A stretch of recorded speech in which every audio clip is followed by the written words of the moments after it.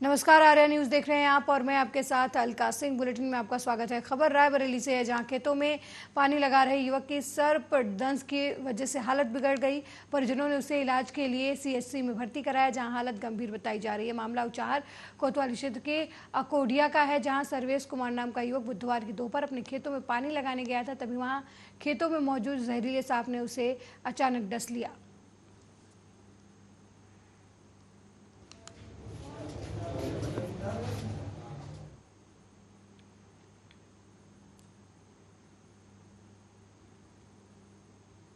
अगली खबर अलीगढ़ से है, जहां जाकिर नगर में बीकॉम की छात्र ने बीती रात अपने माता पिता की कैंची से गोद कर निर्मम हत्या कर दी। जानकारी के मुताबिक गुलामुद्दीन नाम के युवक का अपने मां बाप से अनबन चल रहा था, जिससे नाराज युवक ने मां बाप पर कैंची से हमला करके उनकी हत्या कर दी। वहीं घटना की जानकारी पाकर मौके पर पहुंचे पुलिस ने शव को कब्जे में लेकर पोस्टमार्टम के लिए भेज दिया और आरोपी को गिरफ्तार कर लिया। ये 112 नंबर पर सूचना मिली कि जाकिर नगर गली नंबर 7 क्वारसी में एक युवक जो कि बीकॉम का छात्र है, इसके द्वारा अपने माता पिता की कैंची एवं प्रेस आदि से वहां पर हत्या की गई है और खुद को भी कानून में बंद कर लिया है। तत्काल मौके पर पुलिस पहुंची है और लड़का था आरोपी, उसको तुरंत हिरासत में लिया गया, उससे पूछताछ की गई है। आसपास के लोगों ने बताया है कि इसमें कई दिन से इसकी अपने माँ बाप से अनबन चल रही थी और आज इसने इस घटना को अंजाम दिया है। वैधानिक कार्रवाई प्रचलित करते हुए फील्ड यूनिट को मौके पर बुलाया गया है। साक्ष्य एकत्र किए जा रहे हैं और तहरीर अनुसार मुकदमा दर्ज करते हुए विधि। वहीं अलीगढ़ मुस्लिम यूनिवर्सिटी में राजस्थान राज्य के कुछ हिंदू छात्रों ने एएमयू प्रशासन पर गंभीर आरोप लगाते हुए कहा कि फीस जमा होने के बावजूद उन्हें पिछले 8 महीने से हॉस्टल में कमरा उपलब्ध नहीं कराया गया है, जिसकी वजह से वो गार्ड के जर्जर कमरे में रहने को मजबूर है। हिंदू छात्रों का आरोप है कि एएमयू प्रशासन उनके साथ हिंदू छात्र होने के चलते भेदभाव कर रहा है। इस पूरे मामले की शिकायत लेकर हिंदू छात्र बुधवार को जिलाधिकारी कार्यालय पहुंचे और एडीएम सिटी कार्यालय पर पहुंचकर एएमयू छात्रों ने कहा कि एएमयू के तमाम हॉस्टल में ऐसे जूनियर छात्र और बाहरी लोग रह रहे हैं जिनको हॉस्टल आवंटित ही नहीं है। मामले में एएमयू प्रॉक्टर का कहना है कि छात्रों ने उनसे अभी सीधी शिकायत नहीं की है। हो सकता है कि डीएसडब्ल्यू को शिकायत पत्र भेजा हो, क्योंकि डीएसडब्ल्यू ही अलॉटमेंट देखता है। उन्होंने कहा कि शिकायत आती है तो जांच कराकर कार्रवाई जरूर की जाएगी। वहीं एडीएम सिटी ने बताया कि एएमयू के 3 छात्रों ने हॉस्टल को लेकर शिकायत पत्र दिया है। मामले में एएमयू प्रशासन से बातचीत की जा रही है। मेरा नाम राकेश चौधरी है और मैं अलीगढ़ मुस्लिम विश्वविद्यालय में एमएससी का स्टूडेंट हूँ। एग्रीकल्चर ब्रांच से एंटोमोलॉजी से मैं एमएससी फर्स्ट ईयर का स्टूडेंट हूँ। सेकंड सेमेस्टर में मैं क्या परेशानी आ रही है? जी सर, हमारे को प्रॉब्लम ये है कि हमको रूम अलॉट हो नहीं रहा है। जो हमारे जूनियर और हमारे जो सहपाठी थे, जो अलग समुदाय से बिलोंग करते थे, उनको सबको रूम मिल रहा है, हमारे को रूम नहीं मिल रहा है। हमारे को साफ साफ बोला जा रहा है कि आप बाहर जाकर रहो, यहाँ पर आपके लिए रूम नहीं है। हम हिंदू है, बस मेन वजह यही है सर। हिंदू एएमयू प्रशासन से बात की आपने? जी सर, पिछले 6 महीने से हम लगातार यही कोशिश कर रहे हैं। हमारे जो ऑफिशियल कर्मचारी है उनसे हम लगातार कम्युनिकेशन में है। वो हमको ये बोलते हैं मंगलवार को आना, सोमवार को आना, शनिवार को आना, 10 दिन बाद में आना, 15 दिन बाद में आना। 6 महीने हो गए, हमारा 1 सेमेस्टर कंप्लीट हो चुका है। हमारे जो सहपाठी और हमारे जो जूनियर थे उनको सबको रूम अलॉट हो चुका है। सिर्फ हिंदू लड़कों को छोड़ के हमको रूम नहीं मिला है और हमको लगता नहीं कि वो ऐसे बोलते हैं कि डीलिंग पे डीलिंग देते हैं, 10 दिन बाद में आना, 15 दिन बाद में था। हम कर रहे हैं, करेंगे। सैकड़ों छात्र हैं सर, जिनमें से मोस्टली है वो आवाज। यह 3 बच्चों द्वारा जो है प्रार्थना पत्र दिया गया है। यूनिवर्सिटी से इसकी जांच कराई जाएगी, हेतु संदर्भित कर दिया गया। क्या एलिगेशन लगा सर? एलिगेशन क्या है? हॉस्टल की बताया गया कि फ़ीस जमा है, अभी हॉस्टल नहीं मिल पाया है और हॉस्टल की उपलब्धता रहेगी तो उनको हॉस्टल मिलेगा। नियमानुसार वो विश्वविद्यालय प्रशासन उन्हें देगा। कहाँ के छात्र थे सर ये? यूनिवर्सिटी के। जी सर, मेरा नाम राकेश चौधरी। हाँ, अभी हमारे पास भी ये खबर टेलीफोन से आई है कि कुछ लड़के डीएम साहब के पास गए हैं अपना शिकायत लेकर के कि उनको हाल अलॉट नहीं हो रहा। हालांकि इसकी जानकारी हमारे पास नहीं है, ना हमारे यहाँ कोई ऐसी कोई शिकायत आई है। हालांकि ये चीज़ लड़कों को वहाँ जाने के बजाय डीएसडब्ल्यू ऑफिस में आना चाहिए था या हमारे यहाँ आना चाहिए था। वो अपना जो शिकायत है वो देते, उस पर उसको एग्जामिन किया जाएगा और अगर उनकी शिकायत सही है तो उस पर कार्रवाई भी होगी, यानी उसको रेक्टिफाई किया जाएगा। क्योंकि जो हमारे यहाँ हॉस्टल है उसमें वेट लिस्ट चल रही है, हर हाल के अंदर तकरीबन वेट लिस्ट चल रही है। और जो मेरी जानकारी है उस जानकारी के हिसाब से सीनियरिटी के बेसिस पे अलॉटमेंट होता रहता है, यानी बैच वाइज की 2021, 2020, 21 इस टाइप के ऐसे चलता रहता है। तो अगर उनकी शिकायत जायज़ है तो जाहिर सी बात है उस पर उसका नोट होगा और वो उनकी शिकायत को दूर करने की पूरी कोशिश की। एक समुदाय को ही रूम दिए जा रहे हैं। 8 माह हो गए उनको रूम नहीं मिल पा देखिए, यहाँ पर एक ही समुदाय है और वो समुदाय है स्टूडेंट। हम स्टूडेंट को ही, सभी स्टूडेंट को एक समुदाय मानते हैं और उस समुदाय के अंदर कोई डिवीज़न या कोई बाइफर्केशन नहीं है। जी सर, मेरा नाम इंद्राज बिश्नोई है और मैं राजस्थान से हूँ और हम यहाँ अलीगढ़ मुस्लिम विश्वविद्यालय के अंदर एमएससी एग्रीकल्चर प्लांट पैथोलॉजी के मतलब छात्र हैं। और हमारी डिमांड ये है सर कि हम जिस हॉस्टल में रह रहे हैं उस हॉस्टल में हमारी जो फीस है, हॉस्टल की फ़ीस है, वो हमारी पहले ही कट चुकी है, लेकिन हमें हॉस्टल अलॉटमेंट होने के बावजूद भी हमें रूम नहीं दिया जा रहा। हम अभी सेकेंड सेमेस्टर के छात्र हैं, मतलब 6 महीने निकाल चुके हैं, लेकिन फिर भी हमें अभी तक रूम अलॉटमेंट नहीं हुआ है। तो हमारी डिमांड ये है कि हमें रूम दिया जाए। हम कलेक्ट्रेट ऑफिस आए हैं और कलेक्ट्रेट सर को भी एक हम लिखेंगे और उसके अलावा हमने पीएमओ को भी एक लेटर लिखा है और प्रोटेक्टर सर को भी लिखा है। इसके अलावा हम डीएसडब्ल्यूआर में भी पहले ये मांग कर चुके हैं कि हमें रूम दिया जाए, लेकिन हमारी इस बात पे कोई सुनवाई नहीं की जा रही। वजह क्या है इसकी? वजह सर, मेन वजह यही है कि हमें कई बार तो ऐसा प्रतीत होता है कि हम हिंदू हैं। मेन वजह तो सर यही है, क्योंकि जिस हॉस्टल में हम रह रहे हैं वहाँ कुछ छात्र हैं जो इलीगल रह रहे हैं, क्योंकि कुछ कम उम्र के लड़के जो इंट्रेंस टेस्ट की तैयारी कर रहे हैं वो बिल्कुल इलीगल है। उनका ना तो इस यूनिवर्सिटी के अंदर इनरोलमेंट है, ना वो इस यूनिवर्सिटी के अभी फिलहाल छात्र हैं, फिर भी वो उनको रूम अलॉटमेंट किया जा रहा है, लेकिन हमें रूम अलॉटमेंट नहीं मिला। मेन वजह यही है सर। आपके लिए गुनाह है? सर ये गुनाह है, इसीलिए हम यहाँ आए हैं, क्योंकि साफ साफ मीन्स हमें प्रतीत हो रहा है ऐसा, क्योंकि हमारे जो भी सहपाठी है और हमारे जो भी जूनियर है उन सबको रूम मिला जा रहा है जो अलग समुदाय से बिलोंग करते हैं, लेकिन हम जितने भी यहाँ 14-15 छात्र आए हैं और ऐसे सैकड़ों छात्र हैं जो मतलब हमें रूम नहीं मिला। बुलंदशहर के एक मीट फैक्ट्री में संदिग्ध परिस्थितियों में एक युवक की मौत हो गई। खुर्जा के मुंडाखेड़ा रोड स्थित मदीना एक्सपोर्ट प्राइवेट लिमिटेड परिसर के बाथरूम में फांसी के फंदे से लटकता हुआ उत्तम नाम के युवक का शव मिला है। उत्तम कुमार फैक्ट्री में पैकिंग का ठेकेदार था। वहीं घटना की जानकारी पाकर मौके पर पहुंची पुलिस ने शव को कब्जे में लेकर पोस्टमार्टम के लिए भेज दिया और मामले की छानबीन में जुट गई। कहाँ काम करते थे? किस चीज़ का काम करते हैं? सुपरवाइजर की नौकरी। तो आपको सूचना किसने दी थी? मम्मी ने दी। सुबह फैक्ट्री चलाया, सुबह को मैं छुट्टी पे आया तो इसलिए आ गए वो। अब मैं सुबह अंदर गेट में नहीं घुसन दिया आध घंटा होने के बाद मम्मी बुलाई, जब अंदर गया हूँ मैं चाहता हूँ कि लौंडा बुलाए अपने। पुलिस को सूचना दे दी आपने? पुलिस को सूचना मैंने खुद दी है, फैक्ट्री वालों ने, हमने दी कुछ भी और ना कुछ बताया, ना अंदर घुसन दे रहा मैं। वहीं रामगढ़ थाना क्षेत्र में 65 साल के शशि मौली शुक्ला नाम के व्यक्ति को गोली मारने की घटना सामने आई है। मिली जानकारी के मुताबिक शशि शुक्ला तारामंडल स्थित अपनी जमीन पर मकान निर्माण का कार्य करा रहे थे। तभी 4 लोग बाइक से आए और 4 राउंड फायरिंग करके मौके से फरार हो गए। घटना की सूचना पाकर मौके पर पहुंची पुलिस ने घायल को जिला अस्पताल में भर्ती करवाया, जहां घायल की हालत नाजुक देखते हुए उसे मेडिकल कॉलेज रेफर कर दिया गया है, जहां पर घायल की हालत नाजुक बताई जा रही है। फिलहाल पुलिस इस पूरे मामले की जांच पड़ताल कर रही है। आज लगभग 1:20 पर 112 पर सूचना आई कि बेली पार्क के रहने वाले शशि मौली शुक्ला, जो कि अपना यहाँ पर मकान निर्माण करा रहे थे, उनको कुछ अज्ञात लोगों के द्वारा फायरिंग करके घायल किया गया। इस सूचना पर तत्काल पुलिस मौके पर पहुंची। घायल को हॉस्पिटल में भर्ती कराया गया, जहां डॉक्टरों के द्वारा उनका उपचार किया जा रहा है। उनकी स्थिति अभी सामान्य है और स्थिर बनी है।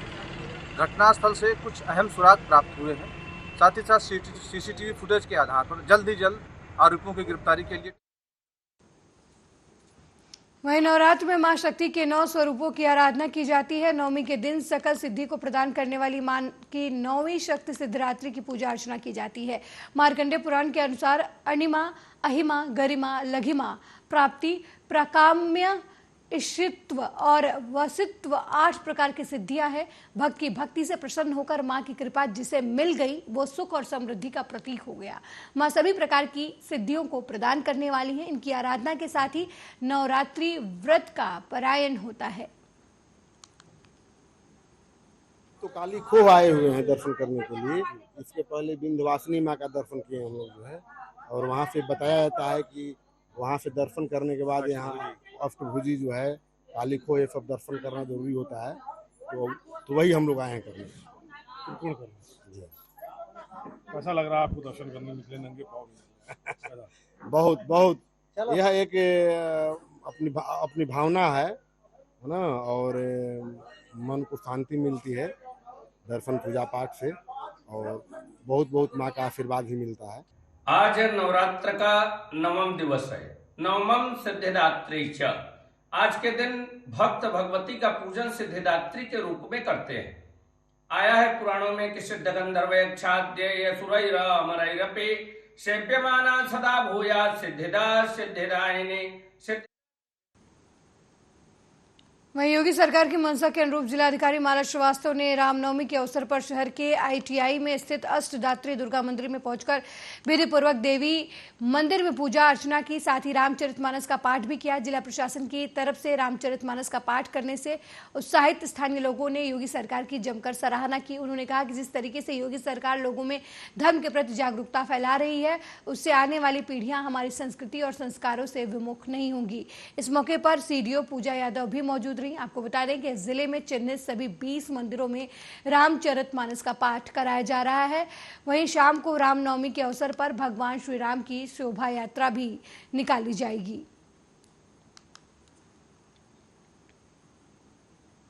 भोपाल के पूर्व CM पृथ्वीराज चौहान ने प्रेस कॉन्फ्रेंस करते हुए केंद्र सरकार पर जमकर हमला बोला है। सरकार पर हमला बोलते हुए पृथ्वीराज चौहान ने कहा कि राहुल गांधी ने PM मोदी और अडानी के क्या रिश्ते हैं, उस पर सवाल संसद में पूछा। उसके बाद से ही BJP सरकार ने तय कर लिया था कि राहुल गांधी को संसद में नहीं आने देंगे।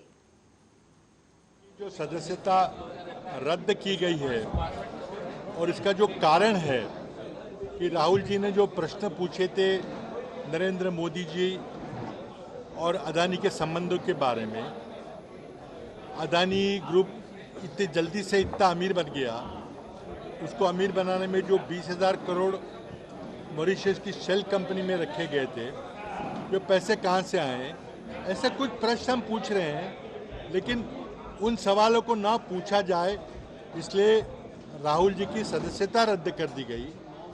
देश के इतिहास में ऐसे कानून का उपयोग किया जो कभी भी पहले 160 साल में नहीं किया गया था, और सदस्यता रद्द कर दी गई। उनकी आवाज़ संसद से रोकी गई है, लेकिन हम अपनी आवाज़ जनता तक पहुंच के रहेंगे। आज जो 35 हमारी जो प्रेस कॉन्फ्रेंस। खबर छत्तीसगढ़ के छिंदवाड़ा से है। संविधान में कहा गया है कि भले ही 100 गुनहगार छूट जाएं, लेकिन एक बेगुनाह को सजा नहीं होनी चाहिए।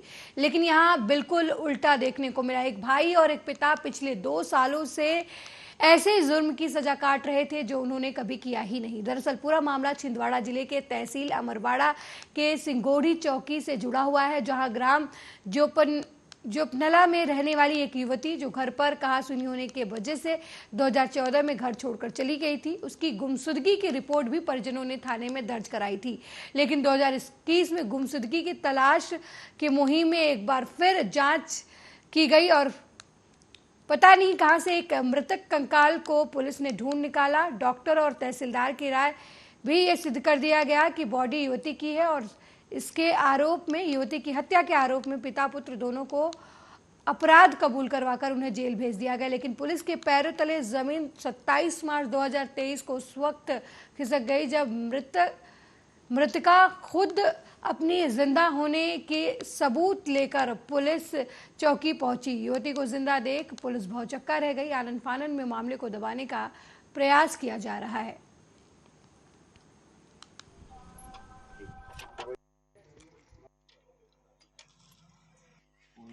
वो सब झूठा है मेरे परिवार के ऊपर। उनको जबरदस्ती फंसाया गया है, उनको जबरदस्ती मतलब मार पीट करके उनको जबरदस्ती हाँ करवाया है कि हाँ तुमने तुम्हारी बेटी को मारा है जबरदस्ती। पता नहीं किसका कंगाल लेके आ गए, उसका टेस्ट करा नहीं करा उनने। अभी आप क्या चाहते हो? अभी तो यही चाहती हूँ मैं कि अभी मेरे भाई को जो उनने जितने दिन जो करा है उनके साथ जो जुर्माना इनसे भरवाया है, जो पैसा कौड़ी जो भी करवाया है वो सब उनको वापस दे, मेरे भाई को जेल से बाहर निकाले। आप इतने दिन बाद आए हुए यहाँ, आपके परिवार वाले ने आपको पहचान लिया ना? सबने पहचान लिया मेरे को। क्यों नहीं है, बाप बेटे को नहीं पहचान सकते? अपने बेटी को कोई भूलता है क्या? उज्जैन के आगे है। लड़का कहाँ है आपका? लड़का अभी जेल में, अपने अमरवाड़ा जेल में। कब से? जो होगा 3 साल जी। आप कितने दिन जेल में रहे? 1 साल रहा जी। क्या कहती थी पुलिस? पुलिस बोले अभी तुम जिंदगी छुटन के नहीं बोले। क्या नाम है आपका? सन्नू उइके जी। आपकी लड़की का नाम? कंचन उइके। कौन ले गया था लड़की को? 2014 में एक लड़की कंचन हुई के नाम की अपने घर से बिना बताए कहीं चली गई थी। उसके बाद 7 साल करीब पुलिस को इन्वेस्टिगेशन में इसके पिताजी और भाई ने एक्सेप्ट किया था कि हमने अपनी लड़की को मार के गड़ा दिया है। बॉडी भी ट्रेस हुई थी। इस आधार पर बाप और भाई दोनों गिरफ्तार हुए थे, जेल गए थे। तो लेकिन वो तो जीवित है अभी। अब पुलिस की क्या कार्रवाई होगी? अभी लड़की अचानक से कल आके कह रही कि मैं कंचन हुई की हूँ। इस संबंध में अब जांच करके जो भी विधि सम्मत कार्रवाई होगी करेंगे। सर उसमें डीएनए रिपोर्ट और जो मेडिकल के जो भी साक्ष्य हैं वो सारे लगाए गए हैं चालान की कॉपी में? नहीं, अभी डीएनए रिपोर्ट प्राप्त नहीं हुई है, बाकी जांच है। वहीं रामनवमी पर चिकित्सा शिक्षा मंत्री विश्वास कैलाश सारंग ने लोगों से दीपक जलाने की अपील की। उन्होंने कहा कि रामनवमी पर एक दीपक राम के नाम, एक दीपक राष्ट्र के नाम अवश्य जलाएं। वहीं रामनवमी पर नरेला में दीपोत्सव मनाया जा रहा है।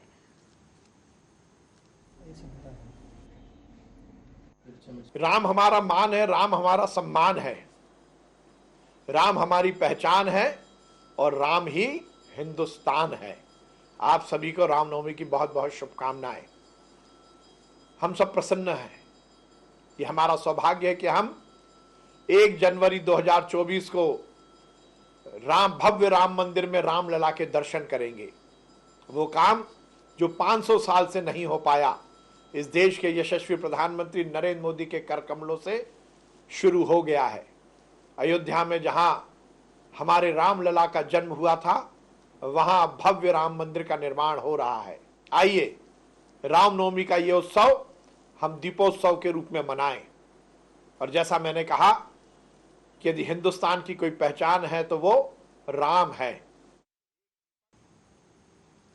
वहीं नवागत शिवपुरी पुलिस अधीक्षक रघुवंश कुमार सिंह भदौरिया ने पद संभालते ही अपने इरादे जाहिर करते हुए जिले के सभी थाना प्रभारियों को सख्त निर्देश दिए कि रेत माफिया, शराब माफिया, जुआ सट्टा चलाने वाले, मादक पदार्थ की बिक्री करने वालों के विरुद्ध सख्त कार्रवाई करें। इस आदेश पर खनिया थाना प्रभारी सुरेश शर्मा ने कच्ची शराब की फैक्ट्री को पकड़ा है। थाना प्रभारी को मुखबिर से सूचना मिली थी कि गांव नंदवारा में बगदर नदी के किनारे अवैध रूप से देशी शराब भट्टी की फैक्ट्री चल रही है, जिसके बाद पुलिस ने कार्रवाई करते हुए भारी मात्रा में शराब बरामद की। और विश्व के नेता परम आदरणीय